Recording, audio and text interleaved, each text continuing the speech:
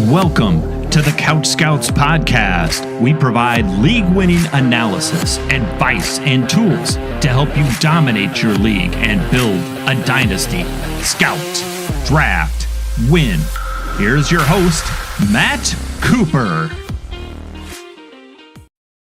Welcome to the CouchScouts podcast. I am your host, Matt Cooper. With me are my co-hosts, Matt Rupert.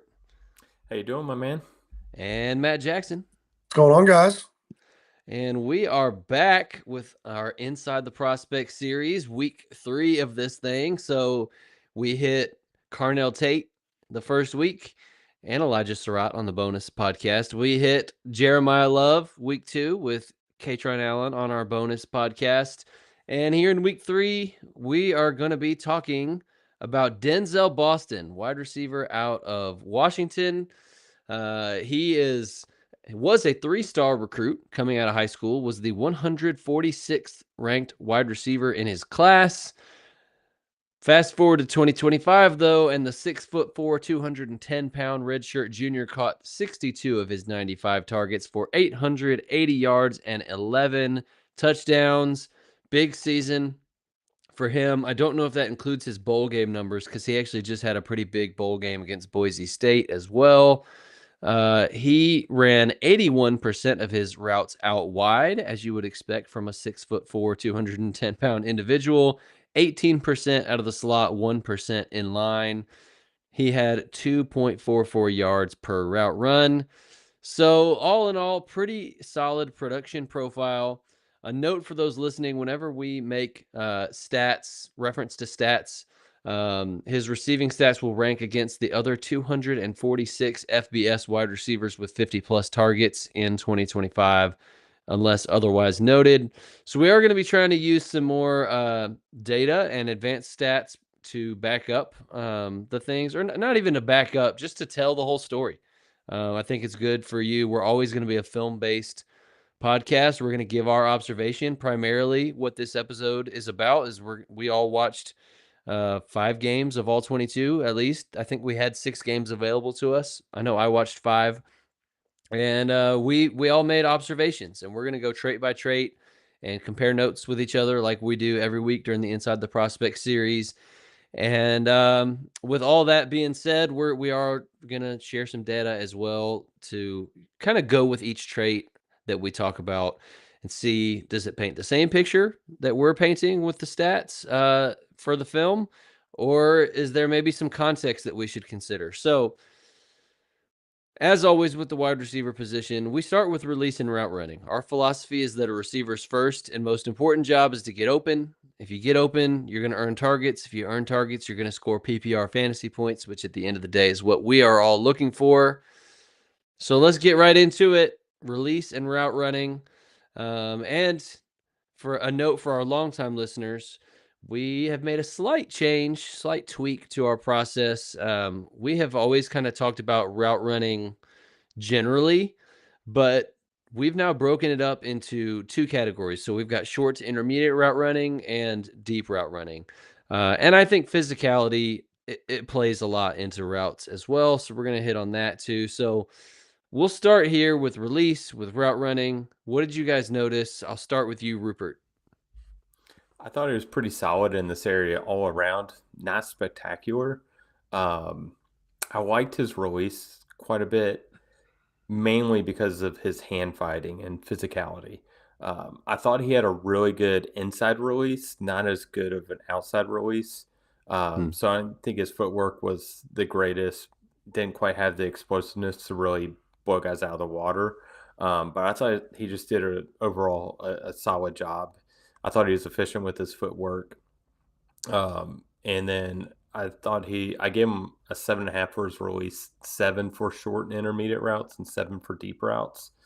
Not, overly spectacular, but I think he was efficient with his footwork. I just think he wasn't as explosive as some other guys we've seen. I would generally agree with what you said.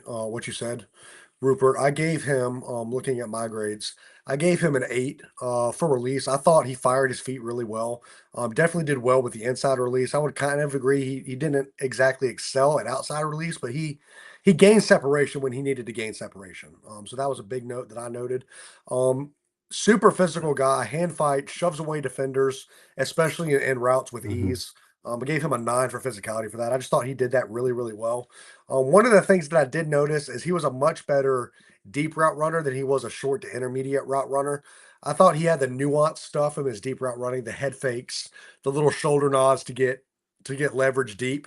He didn't do that as well short to intermediate. One of the things that I noticed, and this gets to physicality, we're going to talk about that in just a second. His just short area burst, short area quickness, exploding through routes, sinking his hips well, and just exploding through his cuts. Like he didn't do that super efficient short to intermediate. So I gave him a 6.5 in that area. I mean, he was a little above average, but he wasn't excelling in this area. All in all, like I think definitely passable grades for me, but he's definitely more of a deep guy than he is a route savant. Yeah, so I'll piggyback on different things that both of you guys said. I think for me, he's clearly an X receiver. And when you talk about a big bodied X receiver, you've got to be able to get off the line against press coverage and beat press with a release package. And I thought he was able to do that consistently. I had him at an 8 for release. So again, if you're new in our scoring, that puts him at that's an excellent score. So it's great even for the NFL level. Like he's going to win against press coverage pretty consistently even at the NFL level, I think. It's not incredible, it's not elite, but he's going to be able to do that in the NFL. And I think a lot of that, like you said, Rupert, was with strength, but I do think he had some good footwork. Not it was like not necessarily the most diverse release package, but he did fire his feet well, and most of his biggest plays came when they pressed him, and he was able to torch a guy right off the line and get immediate separation. So that was a strength for me. Definitely agree with what you said, Jackson, about the physicality. I also have him at a 9 for physicality. I mean, the dude is a tank. Absolute bully, way more physical than anybody else that we've talked about on the show so far. Even we really liked Elijah Surratt's physicality. I had him in an 8.5, but I thought Boston was even a level above that. And to me, it was shades of like Jack Besh last year, which I know he hasn't the best rookie season, but where he's winning on his routes less with like nuanced footwork and more with I'm gonna push you off balance and then run past you. Kind of like he won with physicality and speed, not as much quickness. So to your point, Jackson, I had him at a 5 for quickness. I thought it was below average. I thought he was pretty lumbering in and out of his breaks. It took him multiple steps to throttle down. I don't think he sunk his hips very well. He's got a big high center of gravity at 6'4", big heavy dude, and it took him a lot of steps to throttle down. There were times he almost looked like a tight end out there, and I think that's why he did better on the deep routes because short to intermediate, you're trying to separate horizontally. There's a lot of like, I need to plant my foot in the ground and make a sharp cut. And there's not as much of that on the deep routes. Like you said, you might nod your head and kind of take one step towards a post and then snap back out to a corner, but it's not a 90-degree snap. It's kind of just a slight shift of vector, so to speak. So it's easier for a big guy at full speed to kind of nod one way and make a slight direction change the other way on a deep route than it is for him, 10 yards from the line of scrimmage to completely stop and break into an out or a slant or something like that. So um, for me, I'm definitely similar to what you guys are at. I'm an 8 for release. I'm at a 6.5 for short to intermediate routes, 7.5 for the deep routes, with a 9 for physicality. And I think he wins more with physicality than footwork. So I'm going to echo a lot of what you guys have said, and my grades are not too different there. But he's not like route running is not where he wins, but it's also not a detriment to the point where, like, when we talk about guys in previous classes that were big-bodied guys that we hated and we're like, avoid these guys, like a Keon Coleman or a Quentin Johnston or some of these others. It's like Xavier Leggett. Like, I had a 3 or 4 for release, I think, for Xavier Leggett. So this is not to that level. Like, he's average to above average as a route runner. He can get the job done. It's not his most elite trait, but it's definitely passable. Yeah, All totally agree. right. We have a couple of comments here. Garrett says Vegas desperately needs an X wide receiver. Jack Besh, we just mentioned, would love to see him step forward, but yeah. Please And throw my Eamon, couple shares. our guy Eamon says, question for later: where do we think a good landing spot for Boston is? So we can keep that one in our back pocket once we finish the eval here. But let's get into our next attribute category here, and that is ball skills. So just to give some context here. Oh, by the way, I meant to mention some stats for release and route running. He was 87.6 PFF receiving grade. That's sixth best in the class. Pretty good. And among qualified receivers, which was well over 300 of them, Boston's 89.8 rating versus man is fifth best among receivers in 2025. So PFF liked his route running, maybe even more than we did. And his 72.6 zone receiving grade was in the top 24%. So not as elite as he was against man coverage, but he was respectable against zone too. So just some PFF receiving grades to kind of go with our film analysis there. Now let's get into the ball skills. So when we say ball skills, if you're new to the channel, we are talking hands, contested catch ability, catch radius, body control, which is like the ability to toe tap on the sidelines or contort backwards for a ball thrown behind you, that type of thing.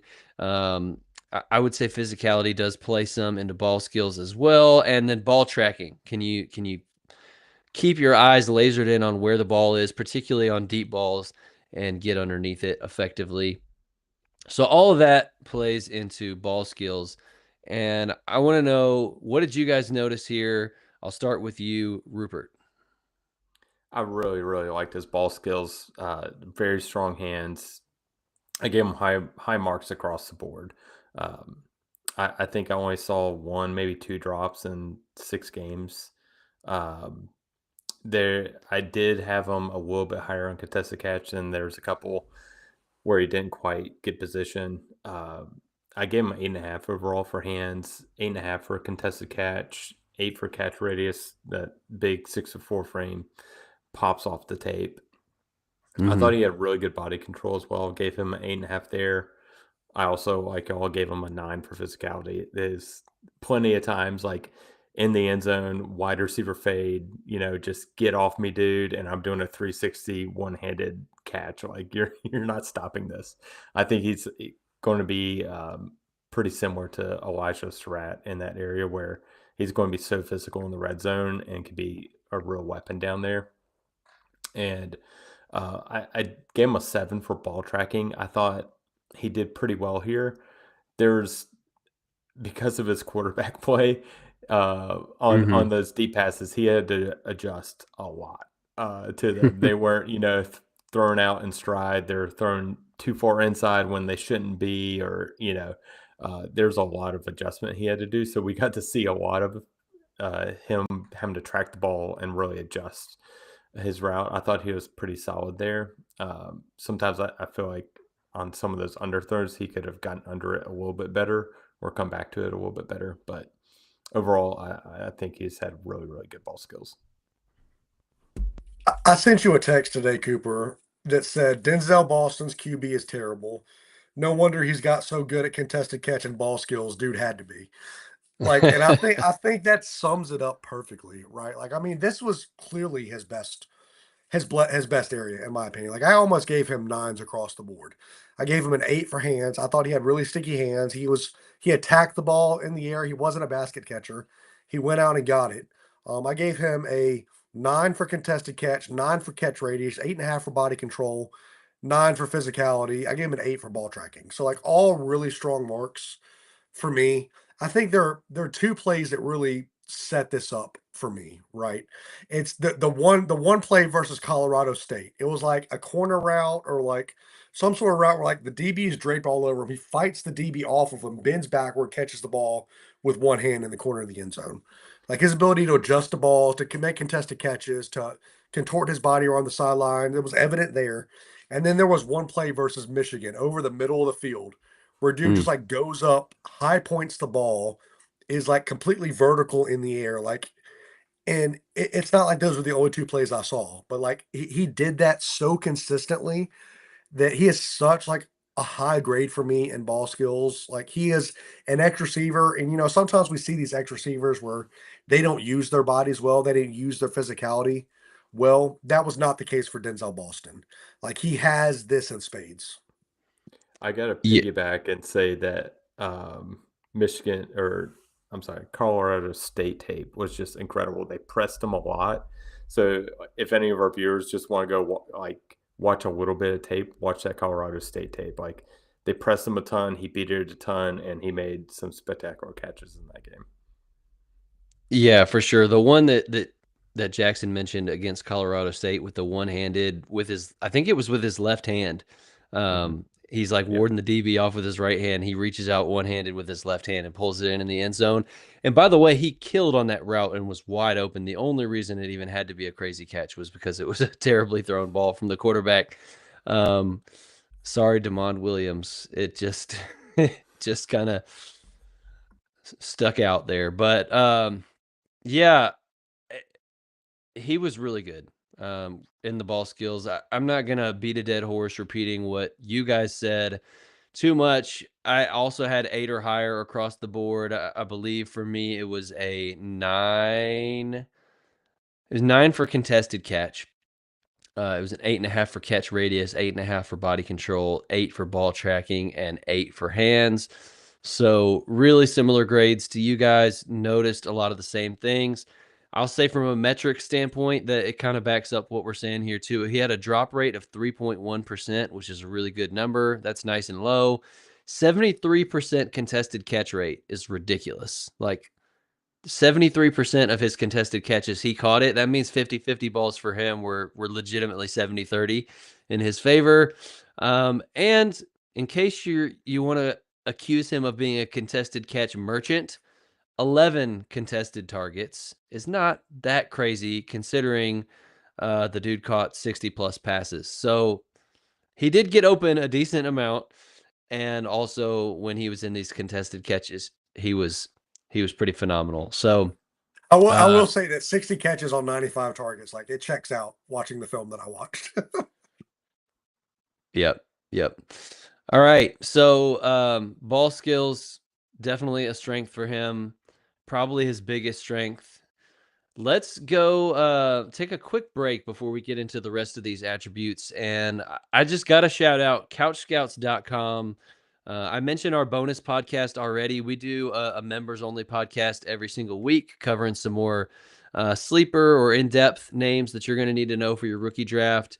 We're going to be covering Chris Brazzell tonight from Tennessee.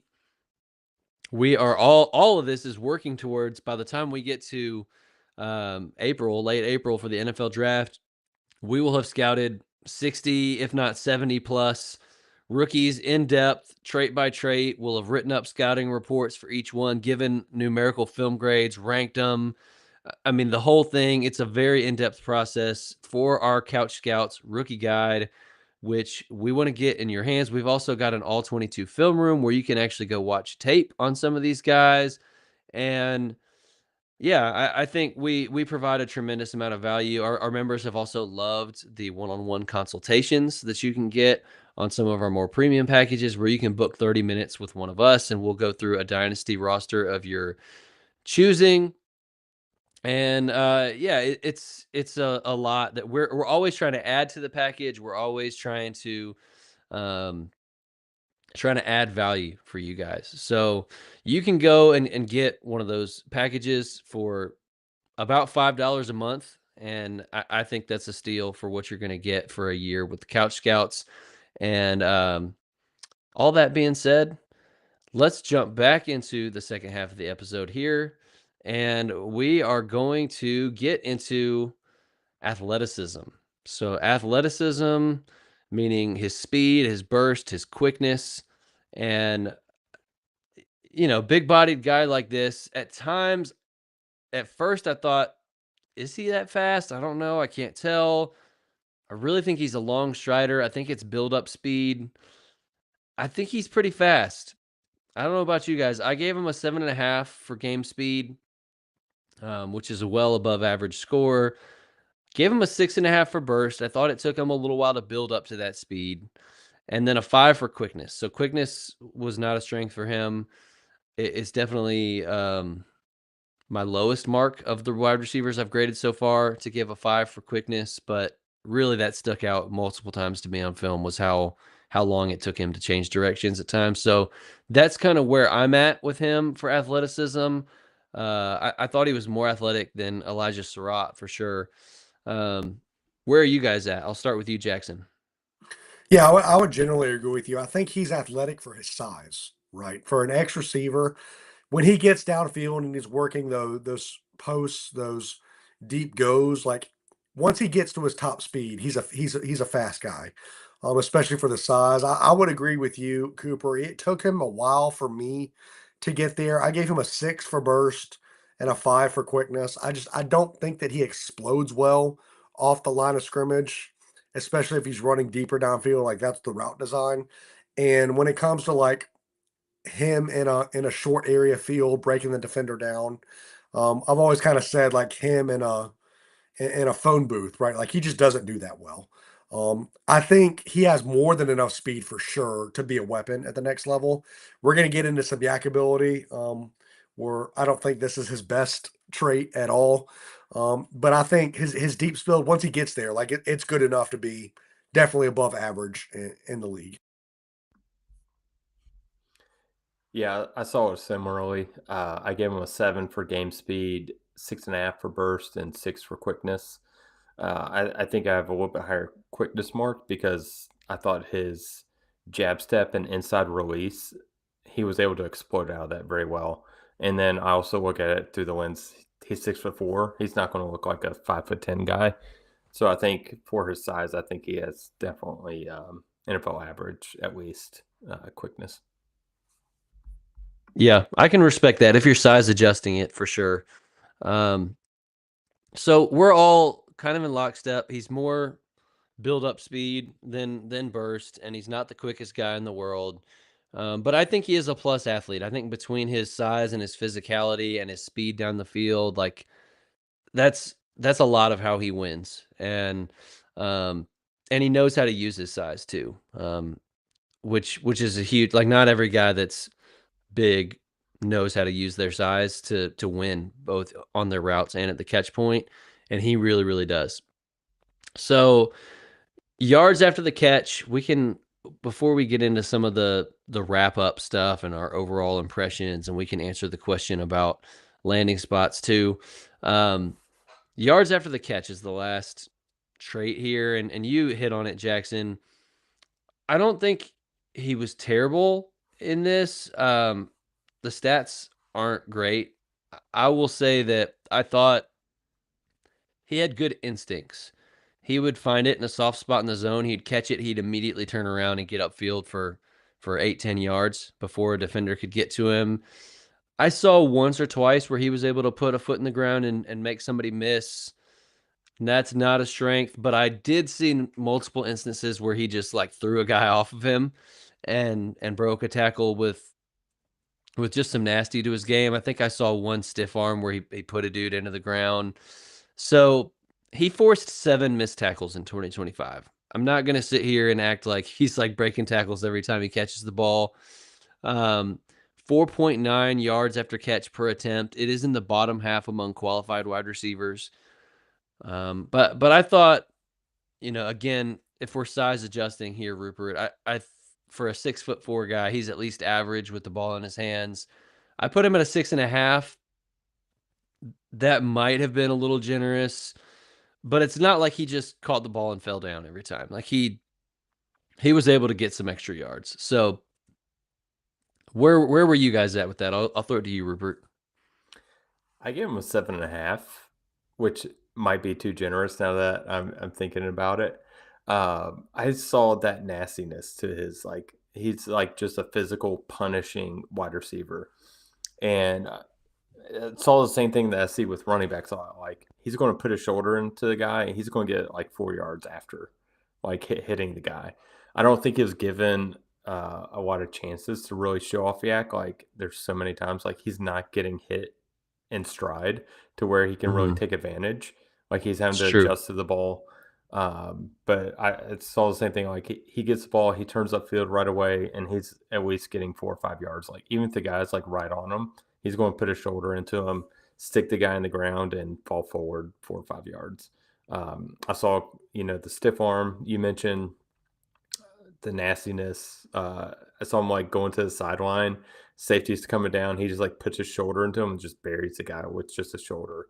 I don't know. I made a note pretty quickly. Like the dude just has that nastiness in his game. Same thing with like run blocking. Just he just loves to get into it. So I think Yep. he's going to be if he has a quarterback that can throw to him in stride when he's on a slant or something like that. I can totally see him being a bit more of a yak weapon than he showed in college. Yeah, I'm not gonna keep on the point that you guys are saying. I mean, I gave him a 6.5, which is a little bit above average, mostly because of his physicality. Like there was one play, I think that it was against Maryland. I forgot to make a note, but like he's running around the right side of the sideline, and defender comes across the corner, and he literally puts his shoulder down and knocks the dude to the ground and gets like an extra 2 or 3 yards. Like that's where he wins after the catch is his physicality. I made some of the same notes. Like he turns upfield, he gets the extra yards. He's just not like he's not a yak weapon. Like we talked about a receiving weapon for running backs, Cooper. You make this point. There's different levels of receiving when it comes to running backs. I think there's different levels of yak ability when it comes to receivers as well. There's the can't do it at all. There's the gets a few extra yards, and there's the can house it every time he touches the ball. He's not a can house it every time he touches the ball type of guy, but he can. He's good enough that he can get some extra yards. Yeah, I'd agree with that. I mean, I think the numbers that we see here from PFF might paint a picture of a guy. We might have it like a 3 or a 4 for yards after catch, and none of us thought that it was quite that bad. We all saw some things that we liked with that. So, um, all that being said, we'll talk about some final like wrap up overall thoughts here with the guy, and then we can answer the question about landing spots. So, um, overall grades for us, and remember that anything from a 75 to a 79 range is like fantasy starter. 79.9 and up is like elite fantasy producer. I had him at a 75.43, and Jackson had him at a 75.73, and Rupert had him at a 75.50. So we were all like within almost a tenth of a point of each other, very much in lockstep on how we see this guy. And that tape score brings him out to a low end of a fantasy starter. For me, I was actually on a different podcast earlier today, did a guest spot for my guy Mags at Dynasty Hot Seat. And that episode, I think, is airing on Monday. So this episode will air before that one, even though that one was recorded sooner, just because we do ours live. But I was talking with him about Denzel Boston, and I was trying to figure out a comp because I was like, when you're talking big bodied X receivers, I already said he's not like the Xavier Legette, Keon Coleman, like he's not the washout type of, can't play. I like him more than I liked most of the X receivers last year. So I like him more than I liked Jaden Higgins. I like him more than I liked Trey Harris. I like him more than I liked Jack Besh. So, I think, but he's not an elite. Like, you look at X receivers in the NFL that are really elite, like an AJ Brown or a Devontae Adams, Puka Nakua. Like, he's not those guys either. So, to me, what we settled on when I was talking with Mags earlier, it was like kind of in that Cortland Sutton range of a prospect. So that was the comp that I landed on for him. What do you guys think of that comp? I love that No, actually. I like it a lot. It's better than the comp that I was going to give, and I guess this goes into like landing spot too, a little bit. So I'm going to talk about both for a second. Like, I think his absolute ceiling, like if everything goes right, like I saw a little bit of like Mike Evans esque, like can play X for the Tampa Bay Buccaneers in his game a little bit. So you talk about landing spots. Like Evans is up there in age. He's dealing with some injury stuff. Not the same player that he was. Like could he go in there and fill that X role for like Tampa Bay? It's kind of the direction I was leaning. I think the comp I came out to was Brandon Marshall. Another guy's like 6'4", really just one with his physicality. That's a And lofty one. it is lofty, yeah. That is like the high end. To me, I feel like I like him more than my take rate suggests because I just like the wide receivers that just have that dog mentality. And so I think he's a guy that could really develop. Like Brandon Marshall wasn't the most athletic guy, but he was just so physical. And then he was also like really good with yak because of his physicality, not because of his athleticism. So I think like the very high end, that's what he, could potentially be. I think Cortland Sutton's a more appropriate comp. Yeah, it's interesting too that we got a bunch of big guys in this draft class. Like, What? the meta for a while in the NFL seemed like it was trending towards, these smaller, quicker route running types, not as many big X receivers. Last year we got a decent few X receivers. Obviously, the year before that we had Marvin Harrison and Rome, big X receivers. But I mean, Carnell Tate, we talked about 6'3". Denzel Boston, 6'4", 210. We're talking about Chris Brazzell tonight. He's 6'5". Elijah Surratt was like 6'2", 205 or something like that. He's a pretty big dude. I mean, we're gonna be talking about Jeremy Bernard at some point, Malachi Fields. Like, there's a bunch of big-bodied guys in this class, and I think that's pretty interesting. But Garrett put out there Buffalo or New England as landing spots, question mark. I mean, Buffalo, it's funny, we mentioned Buffalo and the Raiders is like, hey, these are guys that recently tried to draft an X receiver and it didn't go so hot. So I feel like Buffalo is just one of those teams that we're always wanting them to draft somebody, and they just prove time and time again that they're not going to. But that's just my until they opinion. draft Keon Coleman. Yeah. Yeah, I don't know. Maybe now that they've like healthy scratched Keon Coleman, they'll be more open to spending a draft pick on a wide receiver. New England would be, I mean, Drake May needs more weapons, and they don't really. I mean, they tried to draft Jalen Polk to be an X receiver. That's not going to be a thing. So Should have listened to the CouchScouts podcast on that one. yeah, I mean, Buccaneers, Buffalo, New England. I like all those. I think those would all be pretty good fits for Denzel Boston, where he'd go in and have opportunity right away with some good quarterback play. So, all right, we're going to wrap up the show there. Thank you guys for listening. If you haven't already, drop a like, leave a 5-star review on whatever podcast app you're listening on. We have a free community Discord. If you're not in there, you should definitely click the link in the show notes and check that out. It's a great community, 250 plus people in there just talking shop all day long. And don't forget to jump on CouchScouts.com and join the Couch Scouts family. We'd love to have you. So that's all we got. We'll be back next week talking more NFL prospects for at least no, we will not be next week. Next week is Christmas. We'll be back in 2 weeks to talk some more NFL fantasy football.